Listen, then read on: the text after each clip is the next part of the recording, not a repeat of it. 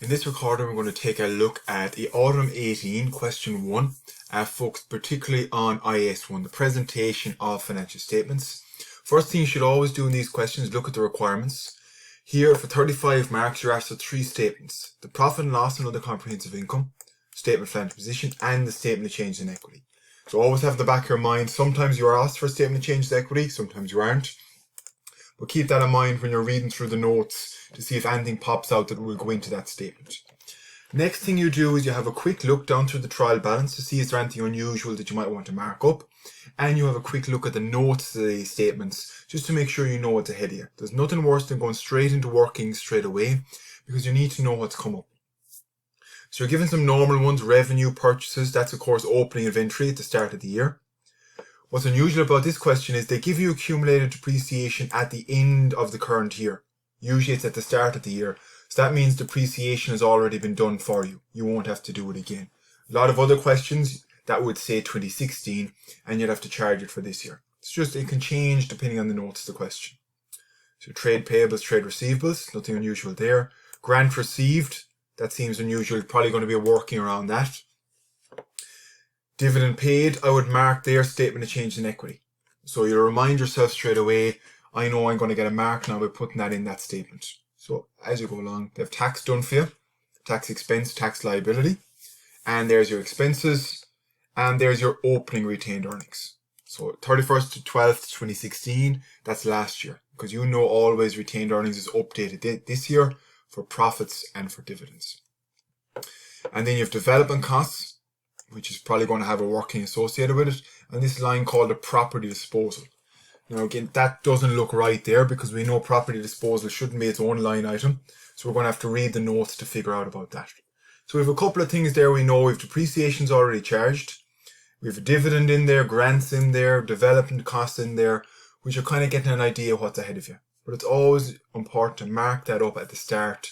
It takes about 30 seconds to a minute, but you can spot 1 or 2 things that you might miss otherwise.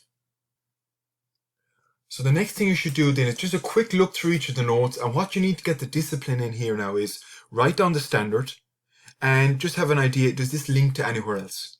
So I don't expect you to go into the nitty gritty yet because you'll have time for that, but the point here is you're looking for links between notes, you're looking for a link between the note and the trial balance, or anything that you're not going to have to duplicate or go back over yourself when you realize, God, I didn't realize those were linked together. So write down the standard and look for links. So closing inventory was 900,000, no adjustments. So all I'll be writing there is that's IAS2. And you'll come back and we'll talk you through the adjustments for each of them then as we go through working 1, working 2, etc. Early adopter of revenue, IFRS 15. And you're told then that there was goods with a right of return. So there's a right of return goods of 100,000 that we have to account for. So we know it's IFRS 15 you're told, and what we have to do is adjust revenue for these goods with a right to return. So we have an idea what that working 2 will be, and we'll deal with that in due course. So that will link, closing inventory is going to link to cost of sales. The revenue here, this adjustment, if you want to draw a line, is going to link to the revenue figure up here. And that's where the note 2 reference trying to help you along. At the end of the year, highlight the date. Power completed the sale of one of its properties for 500 grand, and the entry was debit cash, credit property disposal. And of course, that's the link where the 500 grand is coming. You're making sense of the information that's given. So this here, we know that's not how you account for it, and hopefully the standard is coming to you straight away. This is IAS 16. So we say we're going to have to go back and redo that to calculate a profit or loss and disposal and redo the debits and credits. That's note 3. Note 4, bad debts at the end of the year. Nothing too complicated there. Good student might just draw a line between note 4 and trade receivables. But again, the examiner helps you along by cross-referencing the notes. So they try and make it as easy as possible, but spend a bit of time at the start of the question setting it up so you know exactly what's ahead of you. You're then told the company received a grant at the start of the year for 60,000. And we know that's the 60,000 we've seen up here. We've highlighted already. And what that grant is for is there's no conditions other than it should contribute towards hiring 5 new employees. They'd only hired 3 and they expect to hire the other 2 next year. And what they've done is debit cash, credit grant received. So we have to figure out how do we recognize that grant income in this year or in next year and reference the standard. So hopefully again it's coming to you straight away. This is IAS 20. If these standards are not coming to you straight away, it suggests you need to do a bit more work because you will be under time pressure when you're doing these exam questions. You won't have time to be trying to think, oh, what's the standard for grants? What's the standard for property, plant and equipment? It should be coming to you if you have sufficient study done. So note 6 then told you changed insurance company partway through the year, the 1st of October. There's a major change. Been the old company for years, that expired 9 months into the year, and their insurance bill for 12 months is 500,000, and the full amount of that has been recorded. So that's a quite straightforward thing we're looking at here. Is this looks to be a prepayment. So this is an AF1 level adjustment, but did you spot that, and would you have been able to adjust for it as well? So there will be smaller, easier ones, and then there will be harder ones thrown in. So make sure to get the easier ones, the prepayments, the accruals, the bad debts, etc. Then note 7, Power currently developing a new product. It will commence production highlight 1st of April next year. They commence capitalizing on the 1st of April this year once it was felt that technical and commercial viability was beyond question. So we're getting here, hopefully you realise the standard IAS 38. Only once it's commercially and technically viable can you capitalise it. And up to that point, all research expenditure was expensed, which is correct as well. So they have now expensed this amount. 300 for design and construction, 60 for training, 40 for promotions. And that is where, if you look up here, the 400 development costs are coming from. So you're linking the trial balance to the notes. That's what a good student does at the very start. So that we know is IAS 38, and we'll come back to that. And finally then, we've already seen this in the trial balance, depreciation has already been charged. So you don't need to charge depreciation again. That's just making the question a small bit shorter to manage your time as well. So now I've taken a lot of time to set up that question, but you have to read the requirements first, look at the trial balance, and have a look at the notes. So we know all the different adjustments to come. And the benefit of doing that, of course, is if you don't like the look of adjustment 1, you think, God, that's going to be very hard, I'm going to get caught in it. Start elsewhere and come back to it at the end. So start with the easier ones if you want and get some marks on the board. The next thing I would advise students is set up a kind of template. You know you're asked for a P&L. So I just set up, now you might want to leave a couple of lines in a couple of places, but in general, that's the profile it's going to be. You never have each expense line item. It's always in admin expenses and distribution costs. The only other thing you might have is other income. So set it up that you can slot them in as you go along. Same with the statement of financial position. You might leave 2 pages, put in your main headings, and you can slot in certain line items as you finish with them. And then the same with the statement of change in equity. You'll probably leave that till the end, but have an idea, leave a page for it so you're not mixing up workings and the finished answer. So my first 3 or 4 pages would be an outline template that when I finish with a line item, I can put it in. So I'm not going back over myself at the end. So what we're going to look at now is we're going to the next page, then you just go to your workings. Now I'm going to give journal entries for every adjustment, but unless the journal entries are specifically asked for, they're not required. But they are useful for tutorial purposes because you have to make sure you make the adjustment in 2 places. Otherwise, of course, the financial statements won't balance. So the first adjustment was inventory. We said IAS 2, closing inventory. You're going to debit cost or debit inventory as a current asset, and you're going to credit cost of sales. Simple adjustment there. You have to make it to cost of sales 900, 900, and that's all that's required. So you can slot that in as you go along. So I leave it till the end, but you could slot in inventory there and current assets, and be filling up the current assets as you go along. And cost of sales, we'll deal with it, a bigger adjustment at the very end. We usually do an expense table out. But make sure you reference the standard. And said here we're just doing journal entries for completeness. That's it, finished. Sometimes you might have smaller adjustments about lower of cost in NRV, but in this case it was a nice straightforward one. Working 2 then is you're told in revenue there's 100,000 worth of goods which will be returned after the year end. So this is IFRS 15, and a particular issue in IFRS 15 that we covered in class in the and in tutorials is variable consideration.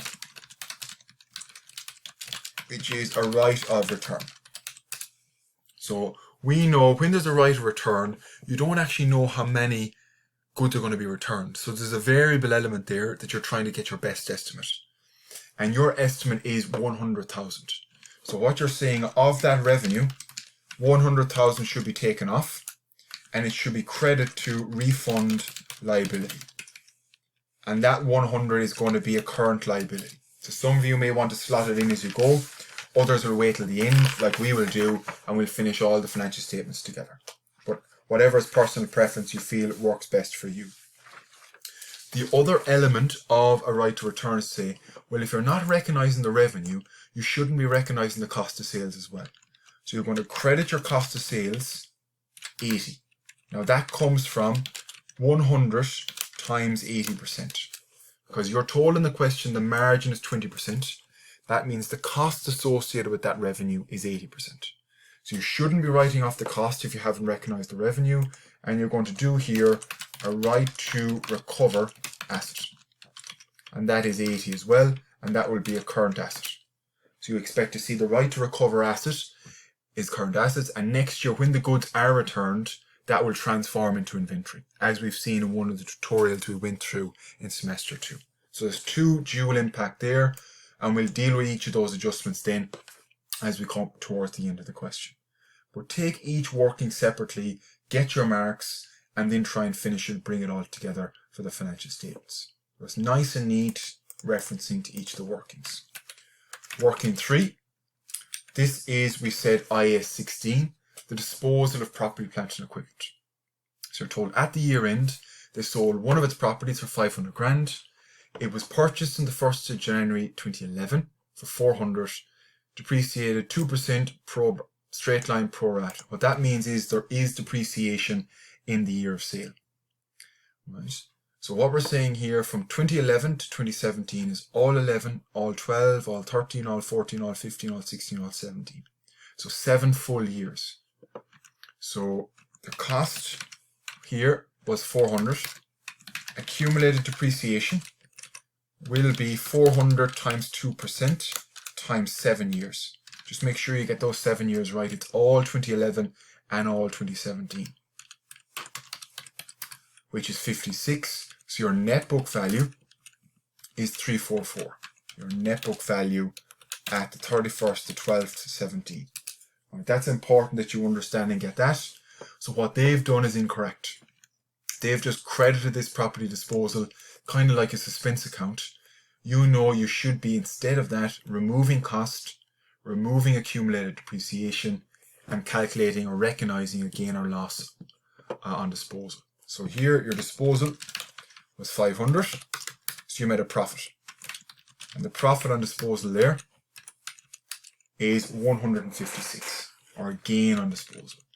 So to make your debits and credits, just so you're happy with them, it's going to be debit accumulated depreciation to clear it out, 56. You're going to credit PP cost, and that is going to be 400 because you have to get rid of anything to do with the asset. You're going to debit property disposal. And that was the error that was already done, to remove that, 500. So remember, take account of what the adjustments were already. And the balance then is a credit to the SOPL, which is 156. Now you have a choice there. You can put the 156 in, for example, credit off against admin expenses. But because it's significant size here, you're probably equally as valid to leave it as a separate line item. Profit on disposal of PP. But they're the adjustments that you have to account for now when you're finishing off the question. So just bear that in mind. That was IS16. So you need to reference the standard to get your full marks. But we'll slot in those when we come to it at the end. So your working 4 then, we said was bad debts. Remember, we don't have to charge any depreciation for the year because we're told in note 8 it's already done. So they simplified the question slightly. You're assuming it's already done correctly. So note 4 then, working 4, is about bad debts. There's no provision for bad debts here, so it makes it a bit straightforward. Bad debts, 10% of trade receivables. So you're going to debit, we assume admin expenses here, and you're going to credit trade receivables. So nothing more complicated than that. 10%, if you look at the question, 10% of trade receivables, of course trade receivables must be on the debit side, so that's going to be 95, credit trade receivables 95. And that equals 950 times 10%. So again, don't forget to show your workings, whatever way you do it. Make sure the examiner understands where your adjustments are coming from. But there are easier marks like that one to get. So sometimes students might say, I want to try the easier ones first. So I'll do inventory, I'll do bad debts, I'll do whichever one, the prepayment one, and get those easy ones out of the way early on.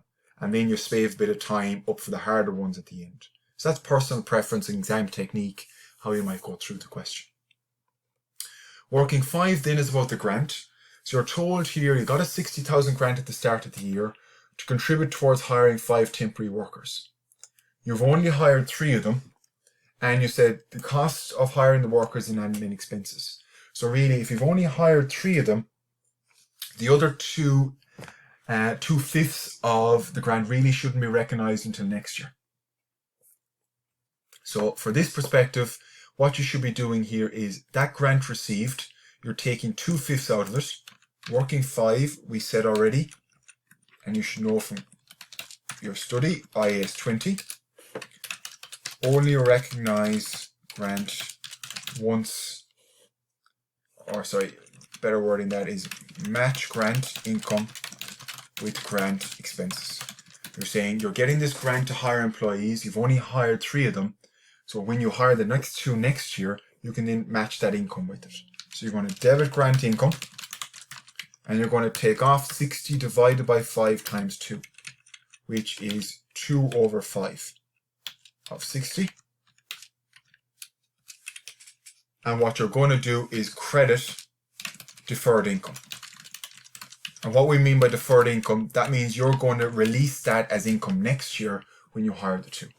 So you're going to debit the grant income 24, and what we're going to do here is the remaining grant income, which is 60 minus 24 is 36, will be netted off against admin expenses. So what you usually do with these revenue-based grants are you net it off against the expense. So that 20 or 36 grant that's left, which is 3/5 of the overall grant because you hired 3 workers out of 5, that will be netted off in our expense table at the end. So you say the standard, you explain your principle, you either do the adjustments or you give the debit and credit. Often I find the debit and credit is cleaner to do, and it makes it easier for you to track your adjustments as well. So there's no harm in knowing those and practicing them. So that's your working 5. Then on to working 6. So it's nice and structured approach, and we'll cross-reference these workings as we go then as well, is to do with the prepayment. So you've changed insurance company at the 1st of October, and you've paid the annual insurance from the 1st of October 2017. So it's going from the 1st of the 10th, 17 to the 30th of the 9th, 18. So essentially what's happened here is you've prepaid for the full year, but you're only going to use October, November and December for this year. So you have 9 months prepaid. Now there was no mention of any opening prepayment or anything in the trial balance, so you don't need to concern yourself, but it's always useful to check. So 9 months prepaid here would be 500 divided by 12 times 9, which is 375. So you're saying that amount that has been paid actually should go into the expenses for next year. And you're told here this full amount has been recorded admin expenses. So we know that's wrong. You would credit admin expenses 375, and you will debit prepayment in your current assets 375. And again, if you wanted to, you could slot that in as you went now, rather than waiting till the end. So whichever way you want to do it is fine. Just make sure you're getting those key adjustments. You don't have to do them in that order either, but make sure you're happy enough with your timing, that you can get them all fitted in the time required. So working 7 then. Working 7 we said is dealing with this new development product. We said they started to capitalise from the 1st of April this year, which is correct.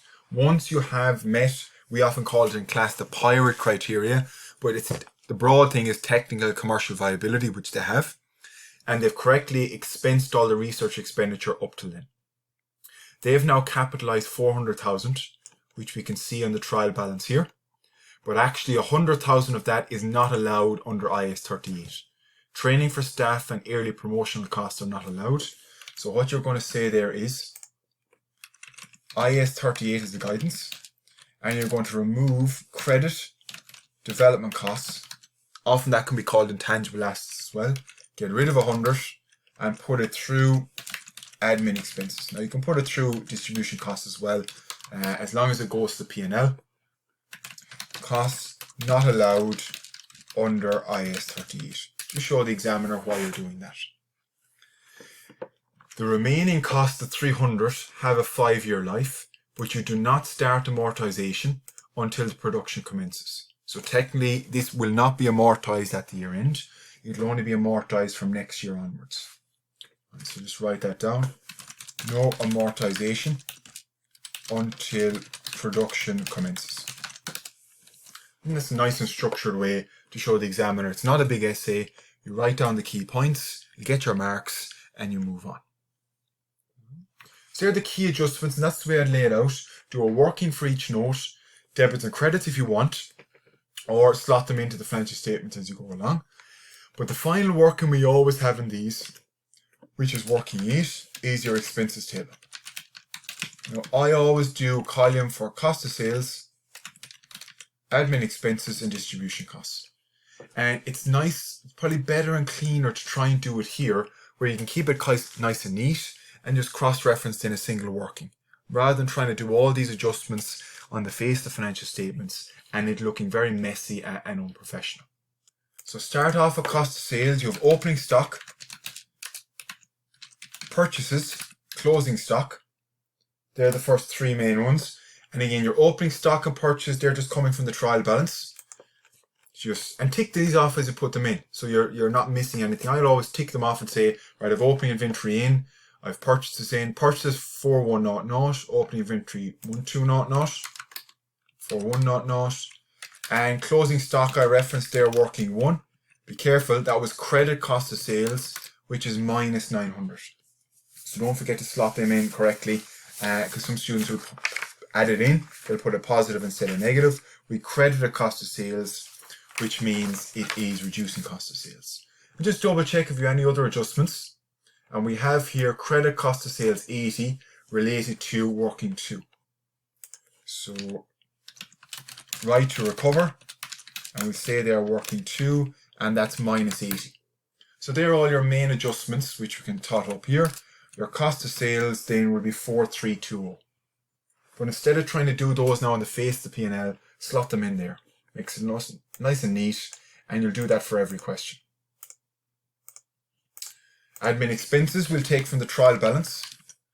Your admin expenses were 1200, and your distribution costs were 545.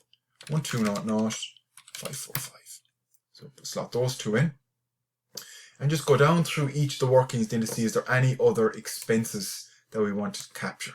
So nothing there. The gain here, you can put that in if you want into the admin expenses. I'm going to keep that separate line item as a gain on the P&L itself. So 95 for bad debts, and we're going to put 36 for the grant. So we'll say bad debts working 4, that's going to be 95. Your grant income working 5 minus 36. Be careful there. That grant income that you've left unused, which is in the trial balance to 36, that's going to be netted off against the expenses. So let's keep going down along. Working 6, your credit admin expenses 375, and working 7, you debit 100. So you're saying here, prepayment, working 6, and development costs, working 7. So that's minus 375 because it's a credit, and plus 100 because it's a debit. So a good student, as you go through a couple of these questions, you'll have your expense table set up at the start, and you'll be slotting these in as you go along. For everyone else, you can leave it till the end. And there's actually no other adjustment for distribution costs. So you just slot in 545. Sometimes there is, so it's no harm in having it done like that, just so you have it ready as you slot in. And some other people will put in finance costs there, because again, sometimes you can have adjustments related to that. Just depends on the question. But we now actually have 3 of the line items done before we even start the P&L. So we bring it back up. We have a look in our P&L. I've just a draft one set out. The revenue, well, we know we've one adjustment for revenue. In working 2, we debited revenue 100. So in this case, we take our revenue, which in the trial balance was 6.5, and we take off 100. So I put there trial balance minus working 2. Trial balance 6.5 minus working 2, 100. So that will be 6.4. Your cost of sales will be working 8. Your distribution cost will be working 8. And your admin expenses will be working 8. So that's why we say how to keep it nice and neat. Cost of sales minus 4,320. That gets you to your gross profit. I'm going to put in here profit on disposal. I keep it as a separate line item, which we have down here. Right? If you netted that off against admin expenses, that would have been fine as well. Either one is fine. 156. Distribution costs minus 545. And we said admin expenses minus 984. So the examiner cannot question where they're coming from. We've labelled everything, and we're working down along in a very neat way. Usually after operating profit, finance costs come, but there's actually no finance costs if you look down along, because there's no loan. So in this case, we don't need to worry about it. It's all equity financed. So you can leave it nil, or you can just leave it out. Either one is fine. But it's always good to have a template in your head to check for those. And tax, you're going to take straight from the trial balance. You're told your corporation tax expense, the debit, is 100. Minus 100, which means your profit for the year is 607. We don't have any revaluation, OCI, so we don't need to do total comprehensive income for the year. But it's quite neat. So finishing off the question shouldn't take too long if you set it up well. And if you use your workings like that to condense down what you need to present then in the final financial statements. Just tidy that over there, just to see. So we'll then come on and we'll look at our statement of financial position. So double check now your trial balance. What non-current assets do we have? We have equipment. We have property. And we have development costs. So there are 3 main ones we can see on our trial balance. Equipment, we didn't do any adjustment, and we're told in the question already depreciation has been charged. So the net book value for equipment is going to be 24 cost minus 12. So net book value there 1200. The property, be careful now, trial balance plus your adjustments in working 3. So the trial balance cost was 3 million, but you need to take off the cost of the asset that was sold, which was 400,000. You then need to take off accumulated depreciation, which in the trial balance at the end of the year is 2 million. Watch my minus brackets here, but that accumulated depreciation should be reduced by, we said in working 3, 56. So you're not taking off the full 2 million, you're less 56. So your net book value at the end, adjusted for working 3, will be 656. And development cost then will be the trial balance minus working 7, which is 400 minus 100. So one of the hardest things there that you're going to find is to track all the adjustments as they go. And that's why I advise a lot of the time is, if you slotted those in as you went, you wouldn't have to remember half as much things at the end. But see what works for you and trial it in a couple of exam questions. Current assets, the obvious ones. Inventory, which is working 1, 900. You have trade receivables, which is the trial balance. But remember, we had bad debts. which were 10%. And I'll just cross-reference them here. Your bad debts working 4 were 95. Minus working 5. Or working 4, should I say. That is 950 minus 95. So you can show the examiner where you're getting the figures from. Then you have bank, or cash and cash equivalents. The bank here coming from the trial balance, because we made no adjustments, is 110. It's on the debit side, so always check for that. If that was on the credit side, that would be a liability. It would be an overdraft. Sometimes it can be sly like that in questions. Then we had 2 other ones you had to remember to slot in, if you hadn't put in already. The right to recover asset, which is coming from working 2. We said that was 80. And we had the insurance prepayment, which is coming from, double check here, working 6, debit prepayment 375. Working 6, 375. So there is a bit of work here that you have to go through your trial balance, have a look down, can I see any current assets? But also then go through all your workings and tick off, is there any current assets there? That's why I labeled them as I go along. Just about getting a routine. So there are all my current assets, and my total assets then will be 4476. And that's where we're working towards now with my equity and liabilities as well. In your equity section, you'll have ordinary share capital and you'll have retained earnings. So your ordinary share capital is just coming from the trial balance. That is 2.7 million. There's no revaluation reserve, there's no share premium, so it's just retained earnings then. Now, retained earnings, be careful. A lot of students will just put in the trial balance.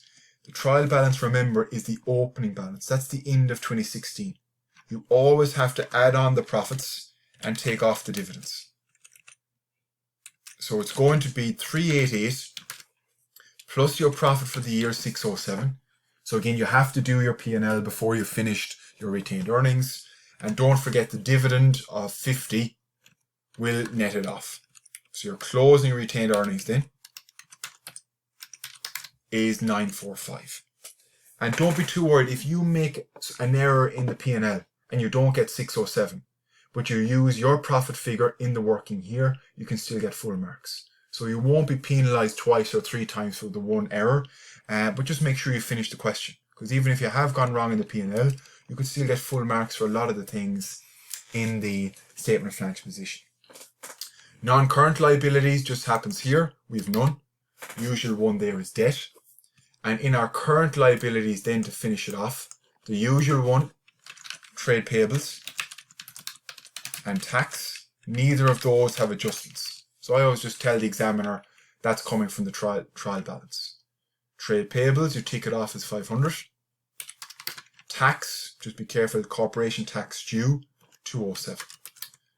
So you can see corporation tax here, they've done for you, they've given you the expense and the amount due.